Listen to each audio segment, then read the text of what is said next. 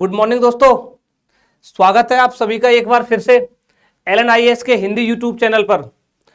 और दोस्तों as you know हमारी जो सीरीज चल रही है कंप्लीट रिवीजन इन 30 डेज, इसके अंतर्गत हम क्लाइमेट चेंज डिस्कस कर रहे हैं दोस्तों, जलवायु परिवर्तन, जिसकी आज पार्ट 2 है, यानी सेकंड क्लास है जलवायु परिवर्तन वाले चैप्टर की।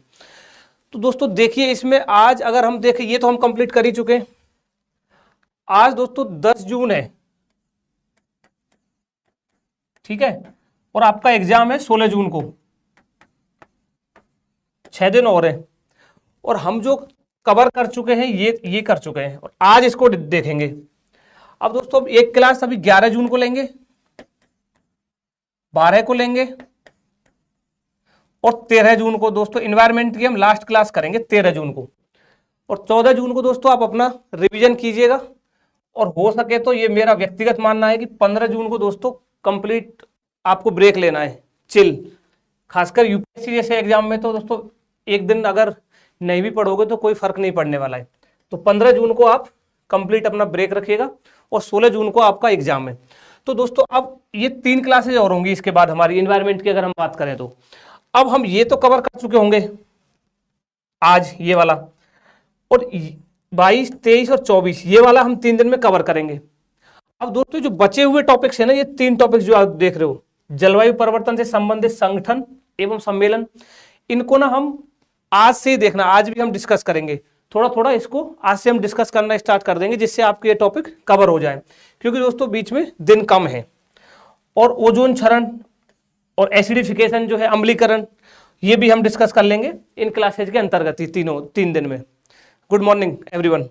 और दोस्तों जैसे पर्यावरणीय कानून है, तो पर्यावरणीय कानून तो हम जैसे वन जीव संरक्षण अधिनियम 1972 देख चुके हैं, उसके अमेंडमेंट्स देख चुके हैं, जैव विविधता अधिनियम 2002 देख चुके हैं, एक्ट तो हम कई सारे देख भी चुके हैं पर्यावरणीय कानून।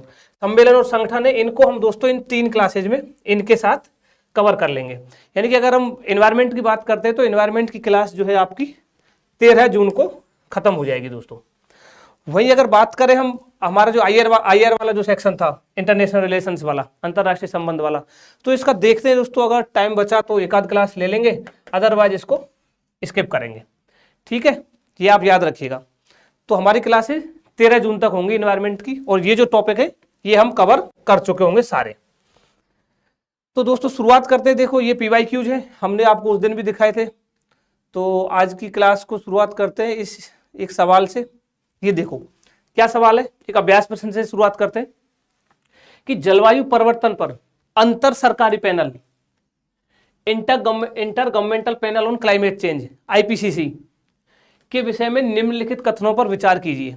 IPCC पर सवाल है दोस्तों। अब क्या पूछ रहा है कि यह जो IPCC जो कार्यक्रम है, ये UNEP, United Nations Environment Programme, UNEP एवं मौसम विज्ञान संगठन, विश्व मौसम विज्ञान संगठन, वर्ल्ड मीटरोलॉजिकल ऑर्गेनाइजेशन द्वारा वर्ष 1988 में स्थापित है। पहला स्टेटमेंट ये है। दूसरा कह रहा है दोस्तों, IPCC जो है ना, ये कोई अनुसंधान संचालित नहीं करता है, नहीं कराता है, और ना ही जलवायु संबंधित आंकड़ों की निगरानी करता है। दूसरा स्टेटमेंट ये है। और तीसरा कह रहा है कि IPCC नियमित तौर पर जलवायु परिवर्तन के बारे में वैज्ञानिक रिपोर्ट जारी करता है। अब IPCC पर सवाल है, तो दोस्तों हम IPCC को डिस्कस कर लेते हैं पूरा, कि IPCC क्या है, कब इसकी स्थापना हुई, कैसे स्थापना हुई, कौन कौन सी रिपोर्टें जारी करता है, इसमें क्या अभी करंट में रहा है, सब डिस्कस करके फिर इस सवाल पर हम आएंगे, ठीक है दोस्तों। अगर बात करते हैं देखिए IPCC की, inter governmental panel on climate change, तो दोस्तों हमने जलवायु परिवर्तन पढ़ा था कल की क्लास में। तो जलवायु परिवर्तन से होने वाले जो प्रभाव है, कल हमने ग्लोबल वार्मिंग को भी देखा था लास्ट क्लास में। तो इसके जो प्रभाव है दोस्तों, इन प्रभावों को वैज्ञानिक तरीके से इवेल्युएट करने के लिए, मूल्यांकन करने के लिए IPCC का गठन किया गया था। अब किसने किया था IPCC का गठन, ये आप याद रखिएगा दोस्तों। 1988 में किया गया था। UNEP, United Nations Environment Programme, और वर्ल्ड मीटरोलॉजिकल ऑर्गेनाइजेशन, विश्व मौसम संगठन द्वारा इसकी स्थापना की गई थी, ठीक है। ये फैक्ट आप याद रखना। और दोस्तों ये IPCC कोई भी अनुसंधान संचालित नहीं कराता है, और ना ही जलवायु संबंधित आंकड़ों की निगरानी रखता है। ये फैक्ट भी आप याद रखना। इसमें दोस्तों विश्व से कई हजार वैज्ञानिक हैं जो स्वैच्छिक तौर पर अपना योगदान देते हैं। अब अगर इसकी बात करते हैं सचिवालय की, इसका जो सेक्रेटरीट है, तो दोस्तों इसके कार्यों एवं सरकारों के मध्य समन्वय स्थापित करता है इसका सचिवालय। और इस सचिवालय की स्थापना WMO वही UNEP दोनों के द्वारा की गई थी। और मुख्यालय कहां पर है दोस्तों? जेनेवा में, स्विट्जरलैंड। अगर इसके सदस्यता की बात करें कि कौन कौन इसके मेंबर होते हैं, तो दोस्तों याद रखिएगा, जो भी मेंबर UN के मेंबर हैं पूरे विश्व में, UN के जितने भी मेंबर हैं वो इसके मेंबरशिप ले सकते हैं, इसके मेंबर बन सकते हैं, उनके लिए सदस्यता खुली हुई है। दूसरा दोस्तों, जो WMO के मेंबर है, UN और WMO के जो मेंबर है वो इसके सदस्य बन सकते हैं। और वर्तमान में अगर हम देखें दोस्तों तो IPCC के 195 सदस्य हैं। ये फैक्ट्स जो है आपको याद रखने हैं। अब हमने देखो इसमें UNEP को देखा कि इसकी स्थापना UNEP और WMO ने की थी। तो हमने भी बात की ना कि हम जो भी इंटरनेशनल ऑर्गेनाइजेशन है पर्यावरण से संबंधित, उनको हम धीरे धीरे इन 3 क्लास में एक एक करके डिस्कस कर लेंगे। तो ऐसे ही दोस्तों आज हम UNEP डिस्कस करते हैं, यूनाइटेड नेशंस एनवायरनमेंट प्रोग्राम की UNEP क्या है। तो देखिए UNEP की बात करें दोस्तों तो UNEP का गठन कब हुआ था? याद है हमने डिस्कस किया था, बायोडायवर्सिटी वाले चैप्टर में भी किया था और कल परसों भी किया था कि स्टॉकहोम में एक कन्वेंशन हुआ था एनवायरनमेंट को लेकर, संयुक्त राष्ट्र महासभा स्वीडन में। कब हुआ था? 1972 में। तो दोस्तों उसी में इसकी स्थापना का गठन का प्रस्ताव रखा गया था 1972 में। और इसका मुख्यालय कहाँ है UNEP का? नैरोबी, केनिया में इसका मुख्यालय, ये आप याद रखिएगा। और दोस्तों अब ये देखो, ये तो हम डिस्कस कर ही चुके हैं, ये विभिन्न संगठनों के प्रबंधन के लिए कार्य करता है, जैसे कि IPCC का गठन WMO के साथ इसने मिलकर किया था। इसके साथ साथ आप इसमें याद रखिएगा, जो ये है ना ग्लोबल एनवायरनमेंट फैसिलिटी, वैश्विक पर्यावरण सुविधा, इसकी भी क्रियान्वयन एजेंसी है ये UNEP, ठीक है। GEF जो है वैश्विक पर्यावरण सुविधा की भी क्रियान्वयन एजेंसी है ये फैक्ट आप याद रखना। और दोस्तों एक ये स्वैच्छिक संयुक्त राष्ट्र पर्यावरणीय फंड के रूप में भी कार्य करता है। इसका मतलब क्या है कि फंड के रूप में कार्य करता है? इसका मतलब है दोस्तों ये जो विभिन्न जो परियोजनाएं चलाई जाती है उन परियोजनाओं के लिए आर्थिक सहायता देता है, उनको वित्त उपलब्ध कराता है, ठीक है। जाकिर रूही कह रहे हैं सर साइड होकर पढ़ाइए प्लीज, स्क्रीनशॉट लेना। ठीक है जाकिर, स्क्रीनशॉट तो ले लो, बट स्क्रीनशॉट की नीड नहीं है। ये PDF ना आपको हमारा जो हिंदी टेलीग्राम चैनल है LNIAS का, वहां से डाउनलोड कर लीजिएगा। उसके बाद आपके पास पूरी PDF आ जाएगी, स्क्रीनशॉट की जरूरत नहीं पड़ेगी आपको SS लेने की।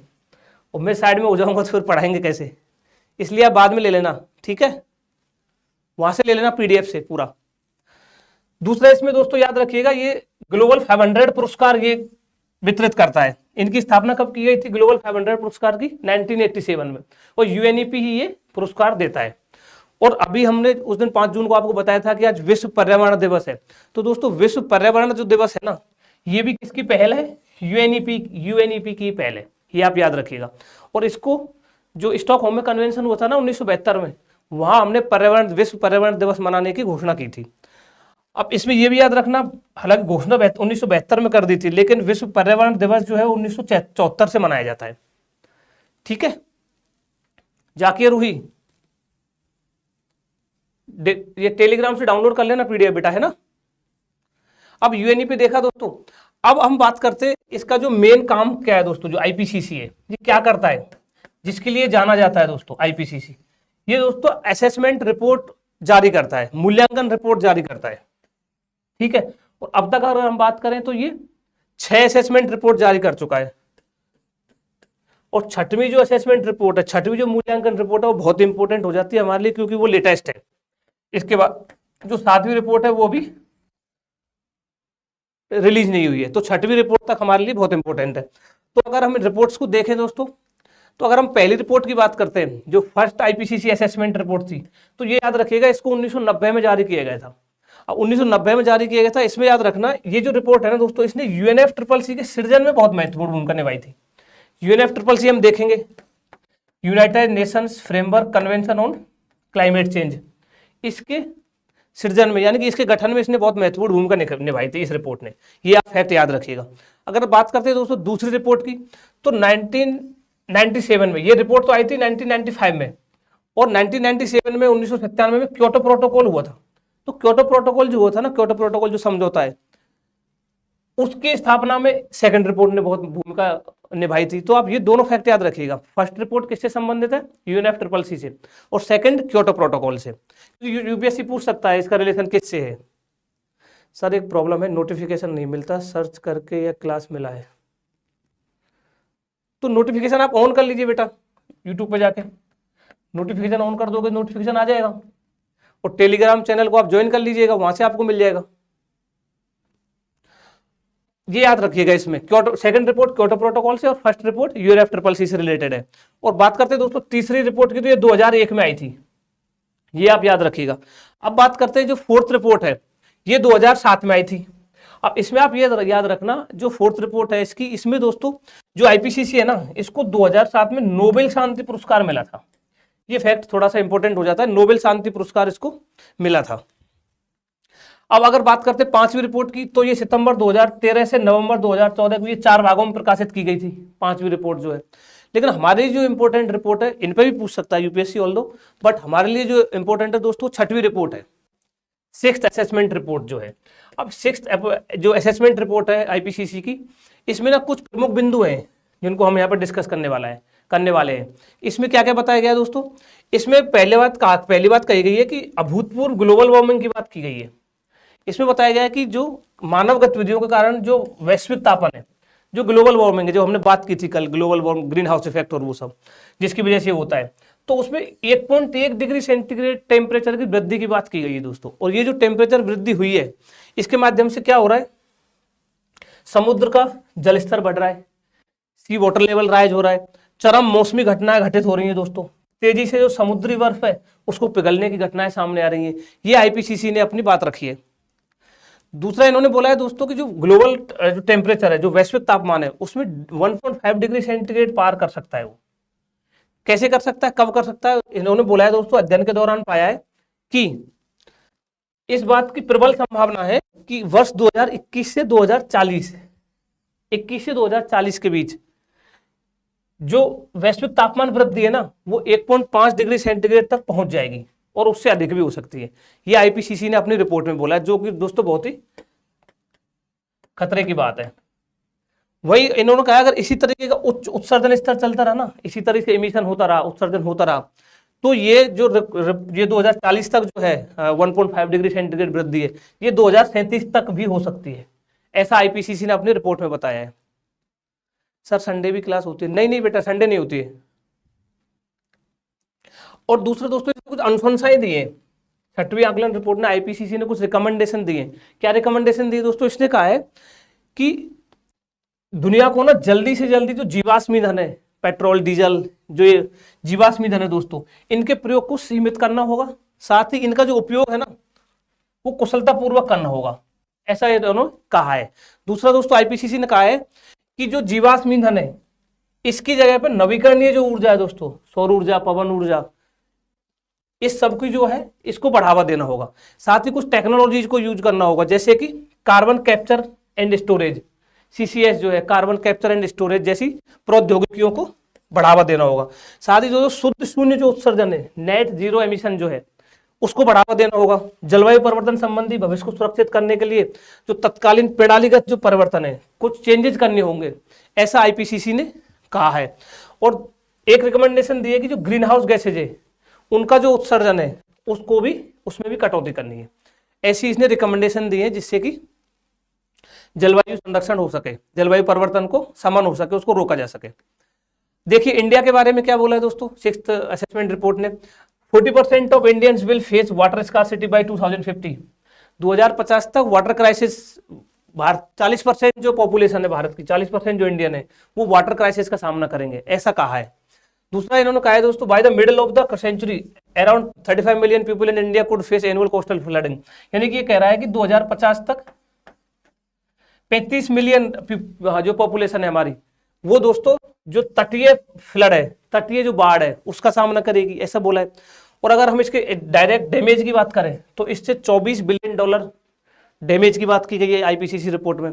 प्लस ये भी कहा है, climate change and rising demand mean that about 40% of people in India will live with the water scarcity by 2050। 40% जो इंडियंस हैं वो वाटर स्कार्सिटी, जल क्राइसिस, जल के संकट का सामना करेंगे। ठीक है, ये इंडिया के बारे में दोस्तों IPCC रिपोर्ट में कहा गया है।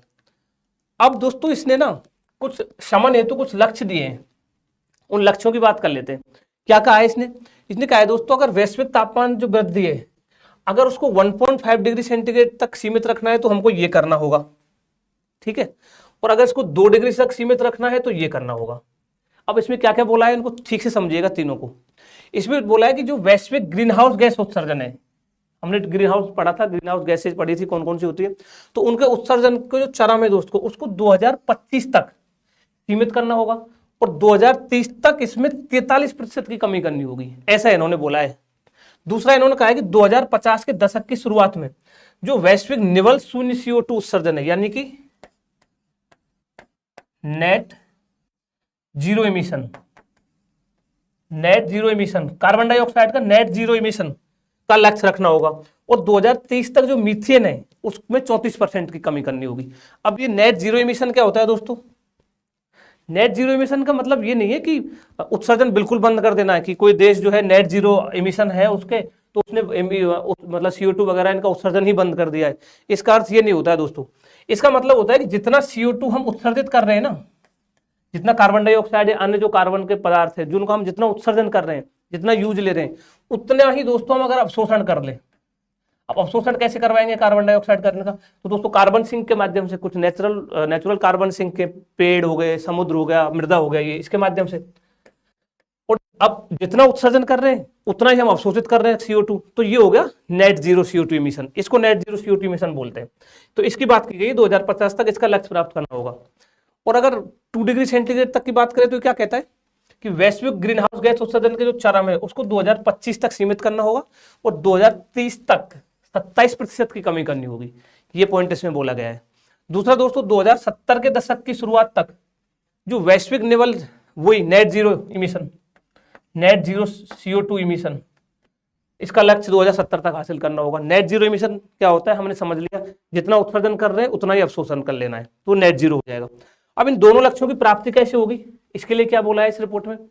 इसके लिए कहा है दोस्तों कि 2030, 2040 और 2050 के दौरान सभी क्षेत्रों से, कोई भी सेक्टर हो, उससे ग्रीन हाउस गैस उत्सर्जन में तीव्रता से कमी करनी होगी, ये बोला है। और दूसरा क्या बोला है कि जो शून्य उत्सर्जन है, निवल शून्य उत्सर्जन, नेट जीरो इमिशन जो है, इसके लक्ष्य तक पहुंच जाना है।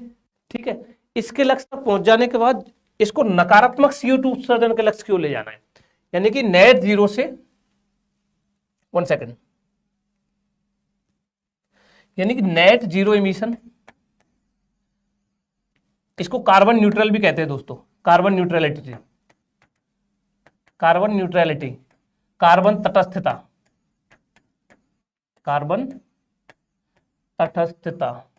कार्बन न्यूट्रलिटी भी कहते हैं। ठीक है, यानी कि नेट जीरो इमिशन कैसे बताया हमने अभी, जितना उत्सर्जन कर रहे हैं उतना ही अवशोषित कर लेंगे CO2 को। और नेगेटिव की तरफ कैसे जाएंगे, नकारात्मक CO2 उत्सर्जन क्या होगा? नकारात्मक मतलब ये नहीं है कि बिल्कुल यूज करना ही बंद कर देंगे हम, नहीं। इसका मतलब होता है दोस्तों, जैसे नेट जीरो तो क्या हो जाएगा, फॉर एग्जाम्पल हम 2 टन CO2 का उत्सर्जन कर रहे हैं, ठीक है, और हम 2 टन CO2 के अवशोषण के लिए भी कुछ प्रावधान कर देते हैं, जिससे 2 टन CO2 उत्सर्जित हुई और 2 टन CO2 अवशोषित हो गई, यानी कि जीरो, न्यूट्रल हो गया। ये तो हो गया नेट जीरो इमिशन। अब नेगेटिव क्या होगा, फॉर एग्जाम्पल हम 5 टन CO2 उत्सर्जित कर रहे हैं, 5 टन CO2, बट हमने प्रावधान ऐसे किए हुए हैं कि अगर 6 टन CO2 भी उत्सर्जन हो ना, या 10 टन CO2 भी उत्सर्जित हो, तो उसको भी हम अवशोषित कर लेंगे, तो ये हो जाएगा नेगेटिव CO2 उत्सर्जन, यानी कि हमारा अवशोषण करने की क्षमता ज्यादा है, उत्सर्जन जो हम कर रहे हैं वो कम है। That is the negative emission of CO2। Are you getting my point? ठीक है दोस्तों, ये देखा हमने IPCC की जो 6th रिपोर्ट है उसके बारे में। अब ये IPCC contribution to climate science and policy making, ये हम देख चुके हैं पूरा, कि 1988 में स्थापित हुई थी, 2007 में नोबेल पीस प्राइज मिला था, और ये इसका जो असेसमेंट रिपोर्ट 4, 5 और 6, ये सब हम डिस्कस कर ही चुके हैं।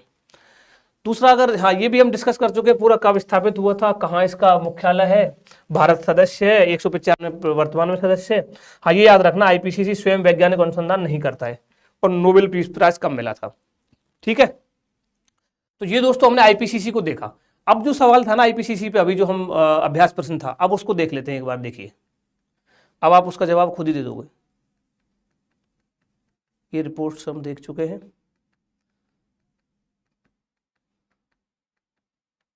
ये रहा, देखो क्या कह रहा है,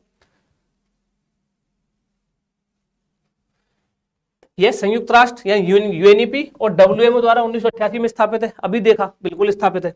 IPCC कोई रिसर्च ये अनुसंधान संचालित नहीं कराता है, ना ही जलवायु संबंधित आंकड़ों की निगरानी करता है, बिल्कुल सही बात है। और नियमित तौर पर जलवायु परिवर्तन के बारे में वैज्ञानिक रिपोर्ट जारी करता है। कितने कथन सही है? तीनों कथन सही है दोस्तों, सी। ठीक है, अब दोस्तों आगे देखते हैं, 1 सेकंड, ये हम देख चुके हैं पूरा। अब कुछ शमन हेतु रणनीतियां देखते हैं। शमन हेतु क्लाइमेट चेंज के मिटिगेशन के लिए क्या क्या स्ट्रेटजी होंगी। अब शमन का मतलब क्या है दोस्तों? शमन का मतलब है कि जलवायु परिवर्तन को कैसे रोका जाए। ठीक है, इसके लिए UNFCCC, क्योटो प्रोटोकॉल, इन सब की स्थापना की गई है। अब UNFCCC क्या होता है, क्योटो प्रोटोकॉल क्या है, ये हम डिस्कस करेंगे अगली क्लासेज में। अब इसमें जो मिटिगेशन स्ट्रेटजी है, जो शमन जो स्ट्रेटजी है, जो रणनीति है, इसके लिए इसमें क्या कहा गया है कि जो मेन जो है इसमें कार्बन डाइऑक्साइड की जो सांद्रता है ना, CO2 कंसंट्रेशन जो है दोस्तों, इसमें कमी लाने के प्रयास की बात की गई है। क्योंकि CO2 का और ग्लोबल वार्मिंग का डायरेक्ट संबंध है, इसलिए इसको कम करने की बात की गई है। अब इसमें 2 विधियों की बात की गई है दोस्तों, कि 2 तरीके से इसको किया जा सकता है। अब पहला क्या है? पहला इसमें बताया गया है कि जो ये जीवाश्म ईंधन है, डीजल पेट्रोल जो सब है, जीवाश्म ईंधन जो है, इनका दोस्तों जो और जो कार्बन के प्रमुख जो स्रोत है, इनके अलावा इनकी जो आवश्यकताएं, उनमें कमी आनी चाहिए। इनका सक्षमतापूर्वक यानी दक्षतापूर्वक उपयोग किया जाना चाहिए। यानी जीवाश्म ईंधन के उपयोग को सीमित करना होगा। और जो नवीकरणीय ऊर्जा है, जैसे न्यूक्लियर पावर, सौर ऊर्जा, पवन ऊर्जा, बायोमास ऊर्जा, इसका जो उपयोग है इसको बढ़ाना होगा। ये शमन की 2 इसमें विधियां हैं। यानी कि इन 2 विधियों से इसको क्लाइमेट चेंज हो रहा है इसको रोका जा सकता है। अब इसमें हम बात करते हैं तो ये देखो, ये डिस्कस करते हैं इसमें कार्बन कैप्चर, उपयोग और भंडारण, carbon capture, utilisation and storage. अब इसमें क्या करते हैं, इसको हम डिटेल में देखेंगे अभी कैसे क्या करते हैं। इसमें क्या करते हैं दोस्तों, जो भी CO2 है उसको कैप्चर करते हैं। कहां से? जो पावर स्टेशन है वहां से, औद्योगिक सुविधाओं से, या डायरेक्ट हवा से भी, डायरेक्ट वायु से भी CO2 को सेपरेट कर लेते हैं, कैप्चर कर लेते हैं। फिर इसका उपयोग करते हैं जहां इसको यूज लेना है। उपयोग के बाद दोस्तों जो बचती है उसको हम ट्रांसपोर्ट करते हैं, CO2 को जहाज, ट्रक या पाइपलाइन के माध्यम से कैप्चर किए गए बिंदु से वहां ले जाते हैं जहां इसको स्टोर करना है, भंडारण जो करना है।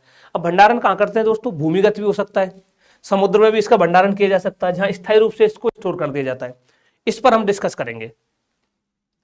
तो देखिए, अब कार्बन कैप्चरिंग के बारे में बात करेंगे, शमन हेतु जो रणनीति चल रही है।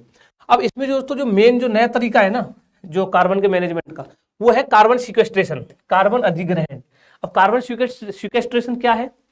अब वैश्विक जलवायु परिवर्तन में कमी लाने हेतु जो कार्बन डाइऑक्साइड है दोस्तों, और उसके जो अन्य कार्बन के अन्य जो रूप है, उनको क्या करते हैं? कैप्चर करते हैं, ट्रांसपोर्ट करते हैं और स्टोर कर देते हैं स्थायी को, लंबे समय के लिए, दीर्घकाल के लिए उसको स्थायी रूप से उसको स्टोरेज कर देते हैं, उसको संग्रहित कर देते हैं। वही कार्बन सिक्वेस्ट्रेशन है। अब इसको कैसे कैसे करते हैं वो हम डिस्कस करने वाले हैं। इसे कार्बन कैप्चर एंड स्टोरेज के नाम से भी जानते हैं। इसमें कार्बन डाइऑक्साइड को दोस्तों जियो इंजीनियरिंग के द्वारा कहां से लेते हैं? पावर स्टेशन, औद्योगिक स्थल, यहां तक कि सीधे वायु से भी पकड़कर कैप्चर करके इसको स्टोर कर लेते हैं। स्टोर कहां करते हैं देखते हैं। अब इसमें ना ये कार्बन सिंक वाला हो रहा है, आप याद रखिएगा। यानी कि जो कार्बन को अवशोषित करता है ना, उसको कार्बन सिंक कहते हैं। अब कुछ नेचुरल कार्बन सिंक के जैसे समुद्र कार्बन सिंक का काम करता है। वन यानी पेड़, वृक्ष जो है कार्बन सिंक का काम करते हैं। मृदा, ये नेचुरल है। अगर आर्टिफिशियल की बात करें तो विघटित तेल भंडार, डिप्लीटेड ऑयल रिजर्व, यानी कि जहां से दोस्तों ऑयल का हम निष्कासन कर रहे थे, क्रूड ऑयल का, उसका वो वहां पर अनयूज्ड हो गया है, उसका यूज नहीं हो रहा, जो भंडार थे वहां पर, तो वहां पर इसको स्टोरेज किया जा सकता है। फिर जो अखननीय खदान है, यानी कि जिन खदानों में कोयले वगैरह की जो भी खदान है उनमें अब खनन कार्य नहीं चल रहा है, वो बंद हो चुकी है, वहां भी वो भी कार्बन सिंक के रूप में कार्य करता है। अब कार्बन अधिग्रहण में मुख्यतः 3 चरण होते हैं दोस्तों। पहला क्या है? पकड़ना एवं यानी ट्रैपिंग एंड सेपरेशन। यानी कि इसमें क्या करते हैं, जो CO2 है ना, कार्बन डाइऑक्साइड, ये अन्य गैसों के साथ है वायुमंडल में, नाइट्रोजन, ऑक्सीजन, इन सब के साथ, तो उससे इसको पृथक कर लेते हैं बाकी गैसों से। फिर इसको ट्रांसपोर्ट करते हैं, जो पकड़ी गई यानी जो कैप्चर की हुई CO2 है, इसको संग्रहण स्थल यानी जहां हमको स्टोर करना है ना, जो अभी स्थान देखे थे, वहां ले जाने के लिए इसको ट्रांसपोर्ट करते हैं। अब ट्रांसपोर्ट कैसे करेंगे वो भी देखते हैं। फिर इसका स्टोरेज करते हैं, कहां पर? भूमि के नीचे, समुद्र में, जहां भी इसको स्टोर करना हो वहां पर इसको स्टोर करते हैं। अब कार्बन डाइऑक्साइड को कैप्चरिंग करने के कुछ तरीके हैं। पावर प्लांट से अगर कैप्चर करना हो तो इसको 2-3 तरीके हैं। ईंधन के जलने से पहले ये थोड़ा महंगा पड़ता है टेक्नोलॉजी जो है। ईंधन के जलने के बाद ये सबसे ज्यादा यूज की जाती है। और ऑक्सीफ्यूल यानी कि इसमें क्या करते हैं, जो ईंधन है ना उसको पर्याप्त रूप से ऑक्सीजन में जलाते हैं और परिणाम स्वरूप जो CO2 निकलती है ना उसको कैप्चर कर लेते हैं। ये कार्बन कैप्चरिंग का हुआ है। अब ट्रांसपोर्टेशन कैसे करते हैं दोस्तों, अब इसको कैप्चर कर लिया, कैप्चर करने के बाद क्या होता है, CO2 जो है ना लिक्विड फॉर्म में आ जाती है दोस्तों, इसको लिक्विफाइड हो जाता है। अब लिक्विड फॉर्म में आने के बाद इसको ट्रांसपोर्ट करते हैं पाइपलाइन के माध्यम से, जो भी परिवहन का सस्ता हमारे पास माध्यम होता है उसके माध्यम से इसको ट्रांसपोर्ट करते हैं। अब ट्रांसपोर्ट के बाद आता है स्टोरेज। अब कार्बन को भूमि के नीचे संग्रहित करते हैं तो भूगर्भिक स्टोरेज हो गया, वो भूगर्भिक अधिग्रहण हो गया, प्लस समुद्र के नीचे भी करते हैं, समुद्री अधिग्रहण हो गया।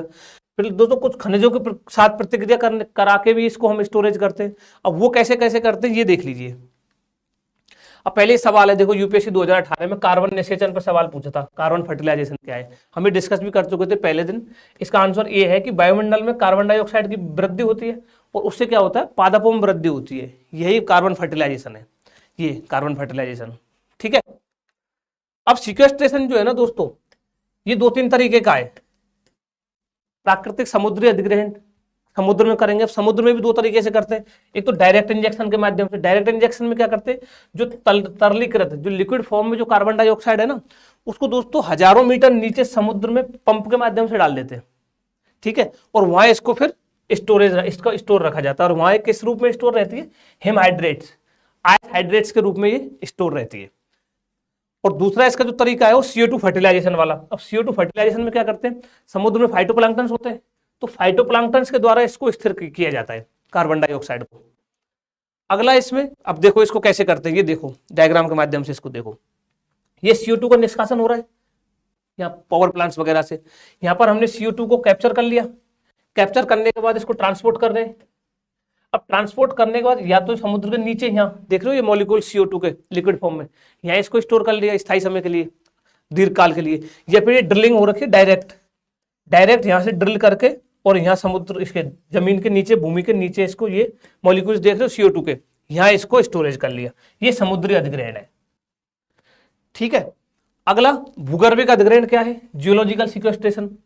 इसके अंदर क्या करते हैं दोस्तों, जमीन में लगभग 1 से 4 किलोमीटर नीचे कुछ छिद्रमय चट्टान होती है, जो छिद्रित जो चट्टान होती हैं उनके अंदर इसको स्टोर कर देते हैं। अब इसके ये कैसे करते हैं दोस्तों, पहले भी तो करोड़ों वर्षों तक उसमें तेल और गैस ये सब छिद्रित चट्टानों के अंदर रहते हैं, तो वैसे ही वहां